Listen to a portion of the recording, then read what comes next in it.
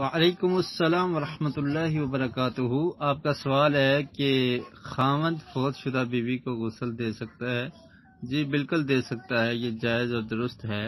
نبی کریم صلی اللہ علیہ وسلم نے اپنی پیاری زوجہ ام المومنین حضرت عائشہ رضی اللہ تعالی عنہا کو کہا تھا کہ جب انہیں سر میں درد محسوس ہو رہی تھی، اللہ کے رسول نے فرمایا ما ضرکی لو مت قبلی، اگر آپ مجھ سے پہلے فوت ہوگی، فقمت علیک وغسلتک وکفنتک، تو میں آپ کو غسل بھی دوں گا اور کفن بھی پہناؤں گا۔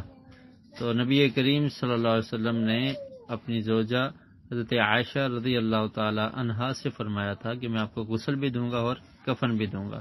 تو اس سے یہ ثابت ہوتا ہے کہ شوہر اپنی زوجہ کو غسل بھی دے سکتا ہے، کفن بھی پہنا سکتا ہے جب وہ فوت ہو جائے۔